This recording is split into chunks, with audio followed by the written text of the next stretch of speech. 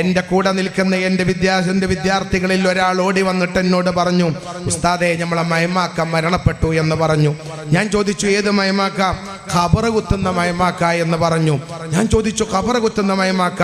ഞാൻ ഇപ്പോഴല്ലേ ആ മനുഷ്യനെ കണ്ടത്? എന്നോട് അദ്ദേഹം പറഞ്ഞുകൊണ്ടല്ലേ ഖബറ് കുഴിക്കാൻ പോയത്? അതേ ഉസ്താദേ, ഖബറ് കുത്തുന്നതിനിടയിൽ തളർച്ച വന്നു. അതേ ഖബറിൽ ഇരുന്നു, അവിടെ വെച്ചുകൊണ്ട് ലോകത്തോട് വിട പറഞ്ഞു. അദ്ദേഹത്തിന്റെ രാവിലെ അദ്ദേഹം കുഴിച്ച ഖബർ ആർക്ക് വേണ്ടിയാണോ ആ മനുഷ്യന്റെ ജനാസയുടെ മുമ്പിൽ 11 മണിക്ക് വിനീതനായി ഞാൻ മയ്യത്ത് ഇമാമായി നിസ്കരിച്ചു.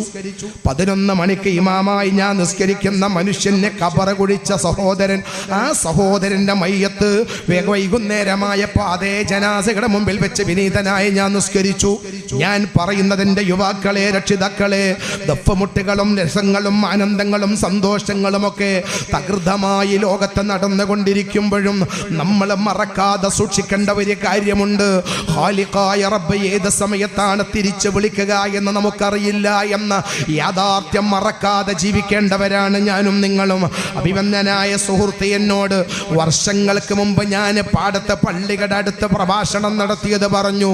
മീശയില്ലാത്ത താടിയില്ലാത്ത പ്രായഘട്ടത്തിൽ അന്ന് 16കാരനാണെന്ന് പലരും പറഞ്ഞ് പൊക്കിക്കൊണ്ട് നടന്ന് പ്രഭാഷണം നടത്തിയ കാലം, ആ കാലം ഇവിടെ ഓർക്കുകയുണ്ടായി പല ആളുകളും. എന്നാൽ അന്നെൻ്റെ പ്രഭാഷണം കേട്ടവരിൽ പകുതിയല്ല, അധികം ആളുകളും എൻ്റെ മുമ്പിൽ ഉണ്ടാവില്ല എന്ന കാര്യം നമ്മൾ മനസ്സിലാക്കണം. അന്നെൻ്റെ സദസ്സിലിരുന്ന സഹോദര സഹോദരിമാർ, അന്നെൻ്റെ പ്രഭാഷണം കേട്ട സഹോദര സഹോദരിമാർ, അവരിൽ ഒരു ബഹുഭൂരിപക്ഷം ആളുകൾ എവിടെയാണെന്നറിയുമോ?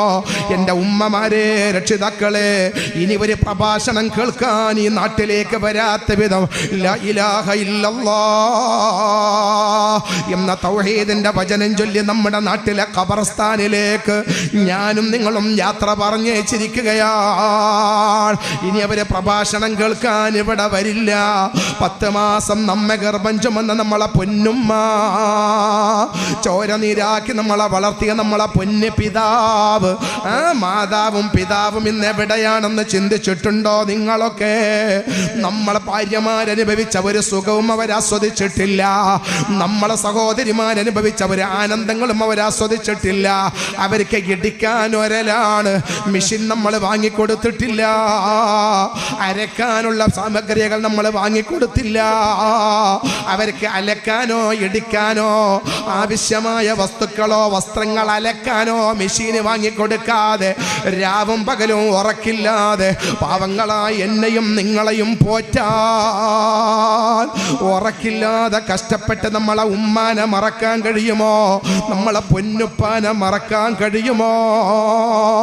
രാവിലെ വീട്ടിൽ മദ്രസയിലേക്ക് പോകുന്നതിൻ്റെ മുമ്പ് സുബഹിക്കെഴുന്നേറ്റ് ഭക്ഷണം ഉണ്ടാക്കുന്ന നമ്മളെ ഉമ്മമാര് അടുപ്പിൽ വിറക് വെച്ച് കഷ്ടപ്പെട്ട് ഊതി ശരീരം മുഴുവനും പ്രയണമായി ശരീരമായി കഷ്ടപ്പെട്ട് നമുക്ക് ചായ ഉണ്ടാക്കി തന്ന് നമ്മളെ മദ്രസയിലേക്ക് പറഞ്ഞേച്ച് മദ്രസ കഴിഞ്ഞ് വീട്ടിലേക്ക് തിരിച്ചു വരുമ്പോഴേക്ക് നമുക്ക് വേണ്ടുന്ന ഭക്ഷണങ്ങളും വിഭവങ്ങൾ ഒരുക്കി വെച്ച നമ്മളെ പൊന്നുമ്മ ഈ ഭൂമിയിൽ അവർ സുഖങ്ങൾ ആസ്വദിച്ചില്ല. പക്ഷേ ഇന്നവരെ ഖബറിലാണ് രക്ഷിതാക്കളെ, ഉമ്മമാരെ, ഇന്നവരെ ഖബറിലാ. ഒറ്റക്ക് ഖബറിലേക്ക് പോകാൻ കഴിയുമോ എനിക്കും നിങ്ങൾക്കോ? പാതിരാത്രി ഖബർസ്ഥാനിലേക്ക് പോകാൻ ധൈര്യമുള്ള, ഒറ്റക്ക് പോകാൻ ധൈര്യമുള്ള എത്ര പേരാ നമ്മളെ മുമ്പിലുള്ളത്? വെറും വിരളമാണ്, വിരളമാണ്. ലൈറ്റ് കത്തിച്ച് വെച്ചാലും പള്ളിക്കാട്ടിലേക്ക് രാത്രി പോകാൻ ഭയമാ. എന്നാൽ അത്തരം പള്ളിക്കാട്ടിൽ കിടക്കുന്നത് നമ്മളെ പോറ്റി വളർത്തിയ മോനെ എന്ന് വിളിച്ച പാതിരാത്രി നമ്മൾ നേരം വരാൻ വഴുകിയാൽ, നമ്മളെ ഭാര്യ കടന്നുറങ്ങിയാലും നമ്മളെ മക്കള് കടന്നുറങ്ങിയാലും വരാന്തയിൽ താടക്ക് കൈ കൊടുത്തെൻ്റെ കുട്ടി എന്താ വരാത്തതെന്ന് ചിന്തിച്ചാ നമ്മളെ പൊന്നുമ്മ ഇന്ന് ഇരുട്ട് റൂമിലെ ഖബറിലോ മോനെ വന്നടി എന്നിടക്കിടക്ക് വിളിച്ച് ചോദിച്ച നമ്മളെ പൊന്നുപ്പ, ആ പൊന്നുപ്പ ഇന്ന് ഖബറിലാ. മിൻഹാ ഖലഖനാകും വഫീഹാ നുഈദുകും വമിൻഹാ നുഖ്രിജുകും താറത്തൻ നുഖ്റാ എന്ന് പറഞ്ഞ് മണ്ണിട്ട് നമ്മൾ തിരിച്ചു പോരുമ്പോ നമ്മളെ ഉപ്പ പറഞ്ഞിട്ടുണ്ടാകും യുവാക്കളെ, നമ്മളെ ഉമ്മ പറഞ്ഞിട്ടുണ്ടാകും, രക്ഷിതാക്കളെ പോകുകയാണല്ലേ മക്കളെ, ഉപ്പാനെ ഒറ്റക്കാക്കി. നിങ്ങളെ കൂടെ കളിക്കാൻ ആളുണ്ട്, രസിക്കാൻ ആളുണ്ട്, കിടന്നുറങ്ങാൻ വീടുണ്ട്, സുഖിക്കാൻ സൗകര്യങ്ങളുണ്ട് മക്കളെ. അതൊക്കെ ഈ ഉപ്പാക്കുമുണ്ടായിരുന്നു. നിങ്ങളെ വീട് വെക്കുന്നത് ബാപ്പയുണ്ടാക്കിയ പറമ്പിലാണ് മക്കളെ. ഇന്ന് ബാപ്പ ഒറ്റക്ക് ഖബറിലാ. ഒന്ന് തിരിഞ്ഞു കിടക്കാൻ കഴിയൂല, ഒന്ന് എഴുന്നേറ്റിരിക്കാൻ കഴിയാത്ത ഖബറിലാണ് ഞാനുള്ളത്. എൻ്റെ പൊന്നു മക്കളെ, മതി മറക്കണ്ട. വീട് കണ്ട് അല്ലാഹനെ മറക്കണ്ട, സൗകര്യങ്ങൾ കണ്ട് റബ്ബിനെ മറക്കണ്ട. എല്ലാം കഴിഞ്ഞ് ഒറ്റയ്ക്ക് കിടക്കുന്ന ഒരു ഖബർ ഇന്നല്ലെങ്കിൽ നാളെ നിങ്ങൾക്കും വരാനുണ്ടെന്ന ചിന്ത രക്ഷിതാക്കളെ മനസ്സിൽ നിന്ന് പോകരുതേ, ഉമ്മമാരെ മനസ്സിൽ നിന്ന് പോകരുതേ എന്ന സന്ദേശം അവർ നമുക്ക് കൈമാറിയിട്ടുണ്ടെങ്കിൽ, ദഫ് മത്സരം കാത്തിരിക്കുന്ന യുവാക്കളെ, രക്ഷിതാക്കളെ, ഉമ്മ ഒറ്റപ്പെടുമ്പോ രക്ഷപ്പെടാൻ, എല്ലാവരും കൈയൊഴിയുമ്പോ മനസ്സമാധാനം നേടാൻ, മക്കളും കുടുംബക്കാരും കരയുമ്പോ ഖബറിൽ കിടന്ന് സന്തോഷിക്കാൻ മരിക്കും മുമ്പ് തയ്യാറാകണം കേട്ടോ. അതിനുള്ള തയ്യാറെടുപ്പ് നടത്താൻ ഈ തിരക്കിനിടയിൽ നമ്മൾ മറക്കരുതേ, ഈ രസത്തിനിടയിൽ നമ്മൾ മറക്കരുതേ. ഈ ഭൂമിയിൽ നിങ്ങളുടെ കൂടെ ഖബറിലേക്ക് വരുന്നത് സൽക്കർമ്മങ്ങൾ മാത്രമാണെന്ന് ലോകത്തിന്റെ കരളെ നബി മുഹമ്മദുർ റസൂലുള്ളാഹി. മക്കളെ ഒന്ന് ഉറക്കെ സ്വലാത്തല്ലേ മുഹമ്മദ് മുസ്തഫ. ഒന്നുകൂടി വച്ചത്തിൽ മുഹമ്മദുർ റസൂലുള്ളാഹി. ലോകത്തൊരു മനുഷ്യൻ ബുദ്ധിയുള്ളവനെന്ന് പറഞ്ഞാൽ ആരാന്നറിയോ? ഒറ്റപ്പെടുമ്പോ രക്ഷപ്പെടാൻ വിഭവങ്ങൾ ഒരുക്കുന്നവനാണ്. ബാക്കിയുള്ളവരൊക്കെ മന്ന ബുദ്ധിയാളാ. നമ്മൾ കരുതും ഒറ്റപ്പെടുമ്പോ രക്ഷപ്പെടാൻ വിഭവങ്ങൾ ഒരുക്കുന്നവർ ആരാണോ അവരാണ് ബുദ്ധിയുള്ളവർ.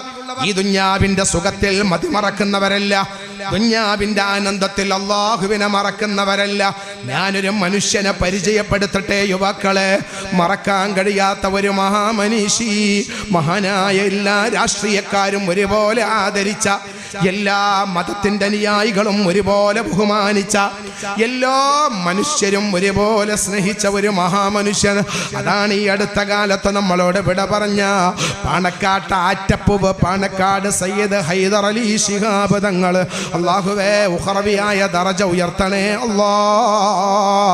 ഏതാനും ആഴ്ചകൾക്ക് മുമ്പ് ഞാൻ മഹാനവറുടെ ഖബർ സിയാറത്ത് ചെയ്ത് ഒരൽപ്പം പറകോട്ട് നിന്ന് വലത്തേക്ക് തിരിഞ്ഞു നോക്കുമ്പോ തങ്ങപ്പാപ്പാന്റെ വീട് കാണുന്നുണ്ട്, തങ്ങളവരുടെ സ്ഥലം കാണുന്നുണ്ട്, പറമ്പിലുള്ള മരങ്ങൾ കാണുന്നുണ്ട്. അതിന്റെ നേരെ ഇപ്പുറത്ത് ഹൈതവാനായ ഹൈദർ അലി ശിഹാബ് തങ്ങളെ ഖബറാ. ഞാൻ ചിന്തിച്ചു പോയി, റബ്ബേ, ഖബറിന്റെ നേരെ അപ്പുറത്തുള്ള വീട്ടിലേക്ക് ഇനി ഈ മഹാൻ വരൂലല്ലോ. അവിടെയുള്ള വട്ടമേശന്റെ അടുത്ത കസേരയിലിരിക്കാൻ ഇനി പാണക്കാട്ട് ആറ്റപ്പൂവ് വരില്ലല്ലോ. യുവാക്കളെ, ജനങ്ങൾ മുഴുവനും ആദരിച്ച മഹാനാ, എല്ലാവരും ബഹുമാനിച്ച മഹാനാ. ആ മഹാനവറുകളെ ഖബറിലേക്ക് ഇറക്കി വെക്കുമ്പോ ആയിരക്കണക്കിന് ആളുകൾ കണ്ണുനീരോടെ നോക്കി നിൽക്കുന്നുണ്ടായിരുന്നു. ഇന്നലെ വരെ ശിഹാബ് തങ്ങൾ സിന്ദാബാദ് എന്ന മുദ്രാവാക്യം വിളിച്ച പാർട്ടി പ്രവർത്തകന്മാർ തങ്ങപ്പാപ്പാനെ ഖബറിലേക്ക് ഇറക്കി വെക്കുമ്പോ തങ്ങളെ വെറും മണ്ണിൽ കിടത്തണ്ട, ഞങ്ങൾ പാർട്ടി വക ഒരു പായ വാങ്ങിത്തരാമെന്ന് പറയാനുണ്ടായില്ല, ഒരു ബെഡ്ഷീറ്റ് വാങ്ങിത്തരാമെന്ന് പറയാനുണ്ടായില്ല.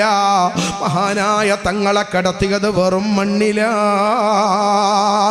തങ്ങപ്പാപ്പാക്ക് തലയിണക്ക് പകരം മണ്ണുരുട്ടിക്കൂട്ടി തലക്ക് തലയിണ വെച്ച് കൊടുക്കുമ്പോ തങ്ങള് ഖാദിയായ ഏതെങ്കിലും മഹല്ല് കമ്മിറ്റി പറഞ്ഞോ, തങ്ങപ്പാപ്പാന്റെ തലക്ക് മണ്ണുരുട്ടി വെക്കണ്ട, ഞങ്ങളെ മഹല്ല് തലയിണ വാങ്ങിത്തരാ. തങ്ങപ്പാപ്പാന്റെ കവിള് മണ്ണിനോട് ചേർത്ത് വെക്കുമ്പോ കൈപിടിച്ച് ചുംബിച്ച നമ്മളാരും പറഞ്ഞില്ല. സൂര്യപ്രകാശം പോലെ ലംഘുന്ന തങ്ങപ്പാപ്പാന്റെ കവിള് മണ്ണിനോട് ചേർക്കരുതേ പറയാൻ ആരും സന്നദ്ധരാകാതെ തങ്ങപ്പാപ്പാനെ മണ്ണിലങ്ങ് കിടത്തി മേലെ കല്ലുകൾ ഓരോന്ന് വെച്ച് അവസാനത്തെ കല്ല് വെക്കുമ്പോ തങ്ങൾ പറയുന്നുണ്ടാവും, പോവുകയാണ് ഞാൻ, ഇത് സമാധാനത്തിന്റെ വാക്ക് പറയാൻ ഞാൻ വരൂല യുവാക്കളെ. അതുകൊണ്ട് തിരക്കിനിടയിൽ അല്ലാഹനെ മറക്കരുതേ. ദുനിയാവിന്റെ സൗകര്യങ്ങൾ കണ്ടിട്ടോ ആരോഗ്യത്തിന്റെ പ്രസരിപ്പിനിടയിലോ അള്ളാഹുവിന്റെ പൊരുത്തം നേടാൻ മറക്കരുതേ. ഒറ്റപ്പെടുമ്പോ രക്ഷപ്പെടാനുള്ള പ്രവർത്തനത്തിൽ വ്യാപൃതരാവണം കേട്ടോ. അള്ളാഹു നമുക്ക് ഈമാൻ തരട്ടെ. ഉറക്കാൻ പറയും, അള്ളാഹു നമുക്ക് ഈമാൻ തരട്ടെ.